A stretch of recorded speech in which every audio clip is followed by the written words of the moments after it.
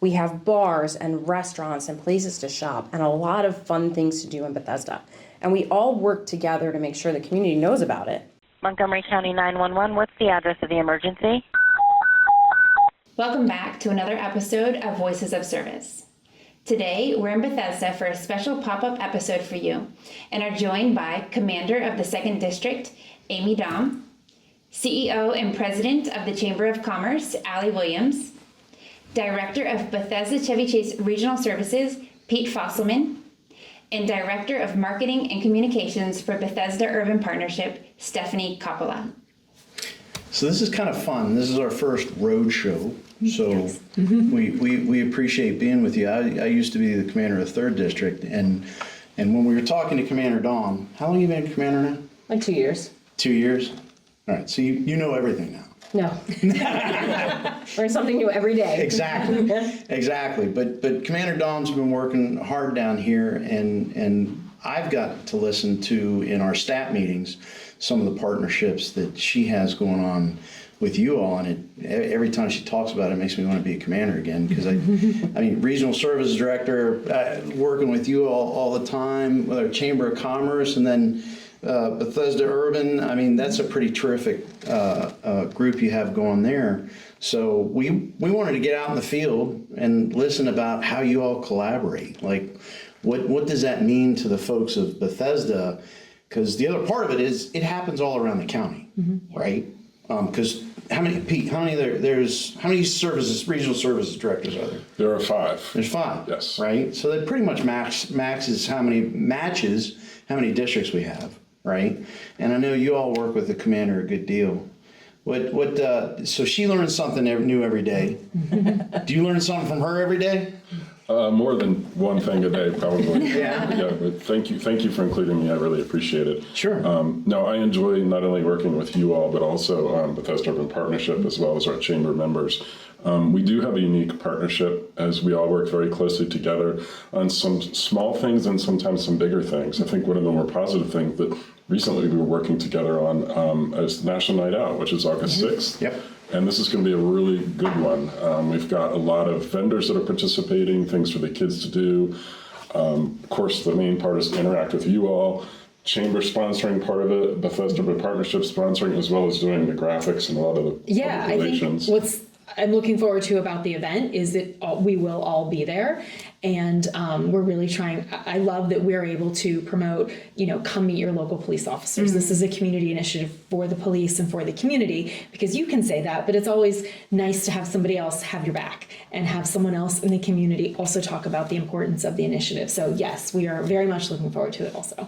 And as you know, right, first of all, welcome to Bethesda. Thanks for coming. We're happy to have you. But as you know, Bethesda's really grown, right, the last few decades. And for many of the people in the room, not me necessarily, but certainly Pete, certainly Allie and Stephanie, I know you've been here for a while too. You've seen the face of Bethesda change a little bit. And what we have is this thriving commercial area, right? We have bars and restaurants and places to shop and a lot of fun things to do in Bethesda. And we all work together to make sure the community knows about it. The community feels safe when they're coming to these events. And it's important, even when we look at policing on this more philosophical level, right? When we talk about transparency and accountability and where do police receive any kind of authority to do anything, right? It's from the community.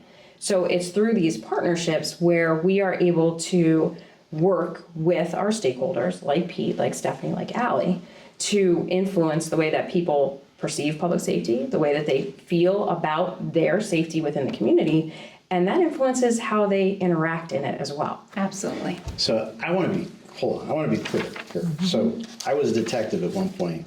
One of the greatest assignments I ever had, we had a regional crime going on, and we based the investigation at the old Bethesda station, right? Very old. Yeah, the very old. This is a beautiful new place. It is. The very old Bethesda station. The greatest thing about it is every day we walked around and got lunch somewhere, and there was a bunch of ridiculous restaurants, and for as near as I can tell, there still is. So, Allie, how do you, that's got to be an attraction to businesses, right? Bethesda's very walkable for retail, for restaurants, for hotels, for just everything that you need. You really can get right here. Right. With the build of the residential community over the past decade and what's yet to come, with about 7,700 new units being built right now for apartments, it is going to be an incredibly valuable community for those who live here, those who play here, those who work here, and those who do business here. Right, and the connection with the police. I mean, people want to be safe, right? Right. And I think the word partnership is the word that keeps coming up. So the strength of the partnership that has grown between someone who's fairly new, just 4 years in, Commander Daum, who's just a couple of years as commander, Some with of us Pete here taking for over. longer. And some years in the term. Way longer. But the strength of the partnership is really critical. We, Amy serves on, or Commander Daum rather, serves on our board of directors, but there's an opportunity for her almost monthly to share some facts, statistics that happen. Everything seems to get sensationalized when it's out in the media. Right. And it's not our local news channels media, it's the organizations, the newsletters and everything else that comes out that people jump on. A lot of online chatter these It's days. a lot of chat. Ton of chatter that. Yes. So we can actually hear from somebody who knows, somebody who can share the stats and tell us how safe we are, because we are a very safe community. I love that you're doing that right away with Twitter. Yeah. Yes. And she's out there putting out that information immediately to make sure that it's accurate. Right, Yes. and I can tell you a number of our members have jumped onto that Yes. feed so they can see what's going on. It's almost live They know they're time. getting that timely, accurate. Absolutely, absolutely. Yeah, that's incredibly important. Now, I don't know how you keep up with it. Some days I don't. Okay. Do you do it all on your own? Is that Yes. secret? Okay. No, that's all me. Because that's hard to, Yes, you which know, is we why have a team of people in our marketing department who Right. work on Create. social media and we work on content, a couple of weeks ahead of time. But in your business, you can't really plan out content. It's all real time. It's all live. And, Yes. and we jump in and do some live stuff, of course, but we also do a lot of planning ahead. And your I'm job very is jealous totally of your different. ability to plan ahead. Very jealous. But I think that speaks a lot to how important the community is to you. That you do not have the time, right? You have a lot of other things that you need to do, but it is that important to make sure your community knows what's going on accurately, that you find the time, you make the time to do that. And Thank making you. yourself accessible. Yeah. I mean, Well, I love your the little walk-arounds, videos of yeah. here's, a local cop in the Starbucks. Here's a local cop walking around the park. And I see you doing the walkarounds all the time. And, so and a it's lot really of my cool. cops have really bought into social media, right? So they'll send me pictures of themselves out in the community having those interactions because they know it's important, which is huge for our younger generation of police officers to be involved in the community that way and then be able to say, yes, I do want more of the community to see that we are out here. Yeah. Because it's hard too when you think about it. The majority of the people that we have contact with, they're in a crisis. They're in some of the hardest times of their lives, right? And that influences the way that they perceive police officers because they've only ever interacted with someone on a traffic stop or in this terrible, terrible time of chaos. So we want to be able to build relationships in these no stress environments. And if that's walking around Bethesda at noon with the lieutenants, right? Like, let's go find lunch. Right. And that's To your point, there's so many good places to eat. so many. it You don't have to just There hit it is. like That's one why you have to usual keep spot. walking. Right, exactly. Right. Keep walking, even on a day it's Yes. a million degrees. Yes. But I think all of this kind of highlights where our profession has gone. Absolutely. Certainly we've been through a lot of change in the last few years. I mean, we're a major city police department. The way you've seen the profession, and you've been on a couple years, I've been on a couple more years. When I started, we didn't do this stuff. The commander was on a phone. It wasn't quite rotary. I think there were push buttons. And no one ever wanted to see the commander. And so now we've entered this age where it's expected not only that you know the stats, you deploy your resources, you work with the community, you now have a Twitter feed, you make videos and attend meetings, be on a board. So it's very challenging. But the other part of it is the community welcoming you. Absolutely. And sometimes I rely on Pete, right? Because I'll think something's not a big deal, for example, right? And Pete will be like, oh, no. This is going to blow up. Yeah. And Pete's right? And we have these great relationships and these great partnerships, or Stephanie will tell me, hey, this is going to be a big event. Okay, what do we need to do? How do we need to adjust? Or Allie, right? When he says, oh, I have a business and they're concerned about our safety. How do we get them resources? So give me give me a specific example of something you all have worked on. I mean, I know that the National Night Out's coming out, right? But give me an example from the past, something you guys worked on. So I'll tell you a kind of crazy story. I was at a ribbon cutting of a business in Bethesda. The chamber does these kind of like welcoming ceremonies for new businesses or ribbon cuttings. They welcome businesses into the area. It's a way with big scissors, and it's a way to just kind of generate some excitement around these new businesses. And while I was there, I was just standing in the background. You know, we like for new businesses to come. And a woman walked up to me and she said, hey, the other day, something just kind of weird happened in my own business. What can we do? And I was able to get our community service officer, Damon Johnson. He went out and did a security survey. He had a whole conversation about how do we make our business safer? What are some things that you can think about as your employees are leaving or they're coming into the office? But that community visibility, that accessibility. Right, that woman she may not have come into this station. Right. She saw you standing there and felt like, I'm taking this opportunity to have a conversation. Yeah. And none of us would have been there unless the Chamber of Commerce had shut the whole road down to celebrate a brand new business. That doesn't cause any issues. None of us get complaints at all. Not at all. Right. But we've had some companies that have put cameras in to as a deterrent, as a need. There are other companies that have found, I mean, you guys have done walkthroughs in businesses just to make sure that they're not compliant. It's not that kind of thing, but just to make sure there's a safety. There are mechanisms and resources that talk about employees leaving late at night, maybe having to walk to the metro or to a bus station, and what they should be aware of, and they're aware of their surroundings. I think one of the biggest things that Commander Daum talks about is the crime of opportunity, where people just aren't locking their doors and they're leaving their cars unattended. That must drive you crazy. But see, then those things get out of hand, and it doesn't mean that we're not safe. People need to use their judgment. Right. They need to make sure they don't leave a computer in their car on the front seat where it's just easy to, quick probably, to just bang a window and take it and then you're gone. So it's these opportunity crimes that are so, that people, that can be avoided. But I think our businesses are very happy. They're very safe.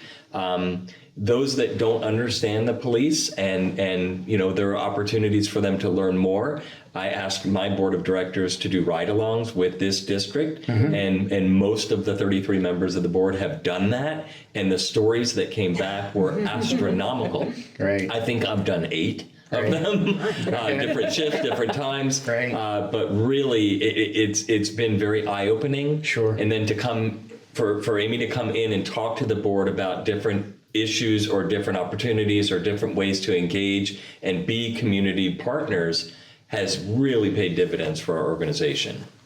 So the partnership that you guys have sounds incredible, the collaboration that you guys do. Just quickly to rewind, how did it start from the beginning? I don't even know. I mean, I know our organization. Almost like I think day 2, I did a walk around of Bethesda. I'm sure yes. With Sean Gagan, who I took over the command from, and Jeff Burton. Yeah, I mean, I know that your predecessors, we've always, and same with Allie, have always worked closely with the team here. I mean, it's always been of significant importance to have a relationship with the police for all the reasons we've discussed. Businesses feeling comfortable, local residents, people who just come into the community. So I feel like whenever there's a changeover, it's pretty smooth. It's pretty smooth. That's a transition. Yes. And make sure we get to know you and have a good relationship and have that. I remember that one day there was an email exchange. Everyone, share cell phone numbers. Right. And, that was just really important to be able to contact each other. I think it's a natural transition from our predecessors. In my case, was the same thing where my predecessor had, laid out. I kind of already knew a lot of that since I wasn't new to the county, just new to the position. But something else that I appreciate with the partnership is our teamwork in terms of we lean on each other. If we need things, whether it's, do you know someone here, or do you know someone there, or do you have any money, or He and I already talked about that. I told him we don't have any.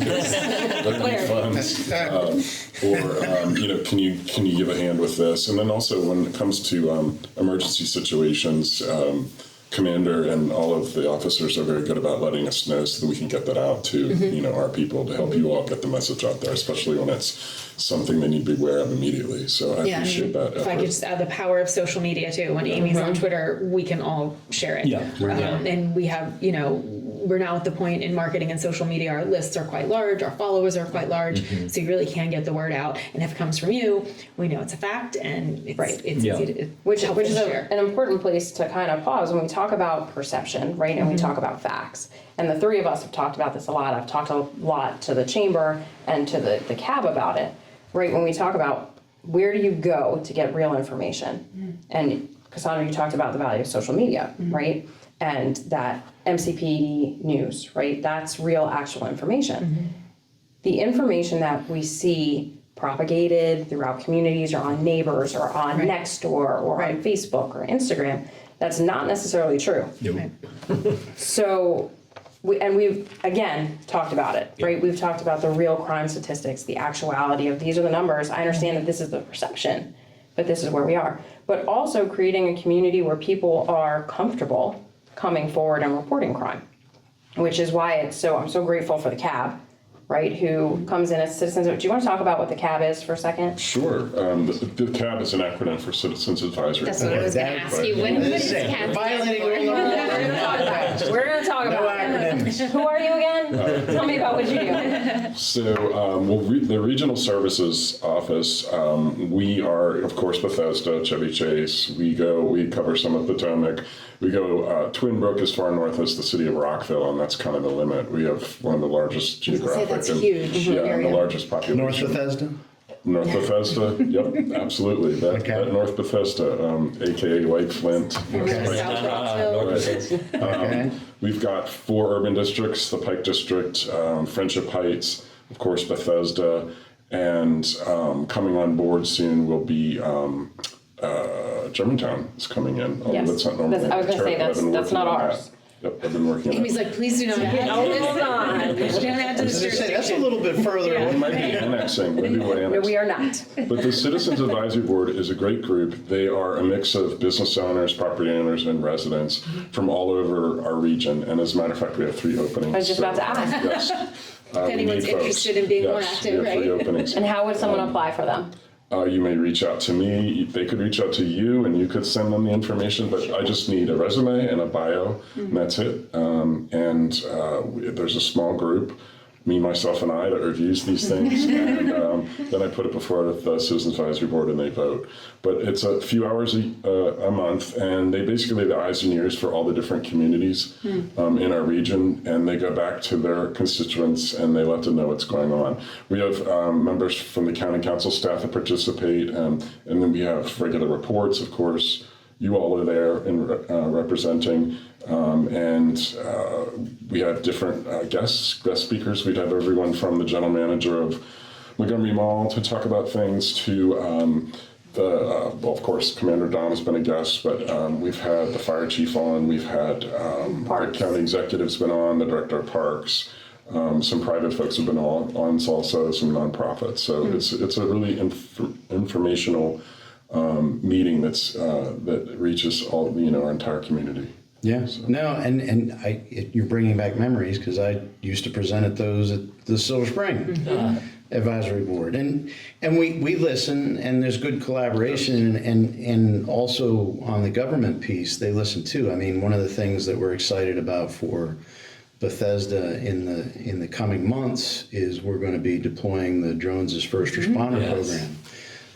Down here, and there was a lot of discussion in council about it, and I think everyone recognized not only the value of the program, what it could do for different communities and what it would mean to them, but also they recognized that police need help. We were talking, Allie and I were talking before we started about how difficult it is to hire officers right now.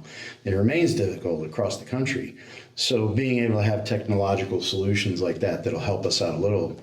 It was very neat, and we've gotten great feedback from the Silver Spring Chamber of Commerce. Yeah. right? About the drones there. So are you guys excited about it? We are. We've written a lot of letters. We work with Council President Friedson a lot and his staff on trying to make sure that was funded. I work with Commander Daum on a letter as well. So we are more than pleased that this is coming into fruition. Any bit of help. Again, my colleague in Silver Spring, Stephanie does a great job with their commander. It's just a different community. Yes. I am very fortunate. She has a lot of different conversations than I have here in Bethesda with public safety and public service. We're very fortunate here. Right. But we have a purple line coming. And that could change the game a little bit. So we have to kind of keep our eye on that. We need to keep our eyes on what's going on with this tremendous influx of residents moving to downtown. Right. We meet once a month or every other month at least with the downtown group called the Central Business District for lunch. And we talk about issues, concerns, opportunities, probably more than anything. But we have put out a lot of, not fires, but we've managed to partner together for things at Bethesda Elementary School. We have fire, police, chamber, Bethesda Urban Partnership, regional services, principals of the schools, maybe a hotel or two, but we just get together to talk about the needs of our community. And things as easy as, putting signs up by Bethesda Elementary for the dog walking was just so quick that people, but how quickly we all got together to figure out that, and it was done, and that problem isn't solved, but it's much better. Right. So, issues at BCC High School that Dr. Mooney has, he brings that up with us, and we try to collaborate and come up with solutions that are going to be beneficial, not only for BCC, but for all of us. Right. And that's just a tremendous opportunity to keep our conversations always going. I communicate with all of my partners much more than that once a month or twice a month. We frequently communicate on different pieces of knowledge or information sharing that we want to get out. We try to help, the chamber tries to help with some of the things that the District 2 does separate of policing. We want to help with the softball team. We want to help with, the torch relay for Special Olympics. So we have these conversations that are so beneficial because it's getting in front of our 600 members and our 5,000 emails that we send out once every Santa week. comes in on a motorcycle motorcade. Indeed. That went away for a Santa little ride. bit, but it just came back in Yeah. 23. So I just want to touch on one other topic. So what our organization does is we market and maintain downtown Bethesda. Very simple. Our main job is to get people to come to Bethesda. It sounds simple. Your job is not simple. Very simple. Simple externally. And one of the things that we do is we do a pretty extensive focus group and survey situation every 5 years. And I will say because we compete with all the other jurisdictions, whether it's Washington, D.C. or different parts of Montgomery County, Silver Spring, Rockville. And one of the things we constantly hear is that people love living, working, having their business here because they do feel safe. They feel safer than other communities. I think it's because of the connections, and it's the feedback that we need. And if they don't feel safe, we want to know that too. But it's really just great to continually get that feedback that we want to do business here, we want to live here, and because of partnerships like this and organizations talking to each other, we get that really positive feedback that residents, businesses, and visitors are happy to be here. And one of the things when you talk about urban areas, what an urban area looks like, I think, has an impact on the way that people feel about it and the likelihood that people are to complete crime, right? Bethesda Urban Partnership is a giant piece of why this city is so beautiful. They are constantly maintaining, planting flowers, mulching. Huge chunk of what we do is maintenance and field enormous. operations. Yeah. But this is a gorgeous city. Yeah. It's a beautiful place to live, work, and play. We'll take some credit for that, but not You all. made me walk to the Metro the other week. Yeah. You made How hot was that? it wasn't a day. It wasn't that bad. Okay. But she said it's just around the corner. Other than that one assignment, I never really worked down here. It's just around the corner. No, it's just around the It's corner. not that far. That Okay. far. Well, Once you work here, you just I walk will from one say- end to the other all the time. it was a lovely walk. I really did like all the landscaping. The flowers were pretty. I think you said several times, this is really pretty. It was really pretty. It is great. We have such a dedicated team of people taking care of the downtown. downtown, and then we have this evening team that's called our Ask Me team. So they're our ambassadors, and they're taking care of the downtown, but they're also answering questions and helping people get to where they need to go. They also contact the police if there's folks who need assistance or whatever. It's just kind of this other level of service we have in the evening. And so it's really important to us to take care of the community and be in touch with our partners about it. The other piece that Bethesda Urban Partnership brings in, we have another community caretaker that's Bethesda Cares. And they work a lot with our unsheltered population. And it's not only law enforcement that's looking out for our unsheltered individuals, it's also Bethesda Urban Partnership, and it's also Bethesda Cares. So there are a number of different partnerships really truly collaborating to ensure that people are taken care of outside of just law enforcement. Well, and it goes to what we've been talking about for a while in the police is you can't arrest your way out of a problem. And I love that all of you have talked about the collaboration and finding solutions, right? Because we don't have, people think the police can just wave a magic wand and make something happen. Yeah. It's not that way. Right. And really it comes down to these critical relationships. It comes down to this communication, that open communication and dialogue that you guys have that are going to reach those solutions that we do need. Yeah. And I think one time Commander Daum used a term, it was something to the effect of, we can't enforce the rules, we can only enforce the laws. So if a restaurant might have a rule about something, that is not enforceable by law. So it's educating. And I think another big word is educating. If we can better educate our public on ways that we can deter crime to a point where it's as safe as we think and we know it is, then that education has to be constant. And it's not always, I mean, the Twitter's great, but it's your writings that you've done and your preparation and Lieutenant Elkin's comments that he makes that go out to the public. Wait a minute, you allow Elkin on this? I do. You do? Okay. Lieutenant Johnson and Lieutenant Hayden are allowed to speak as well. You let Hayden write things on this? He's not like unsupervised yet. Okay. Well, you got a great team of officers down here, and you got a great team of community members. So, this has been fun. Now, what will make it the most fun Is when I take you for another walk. Yeah.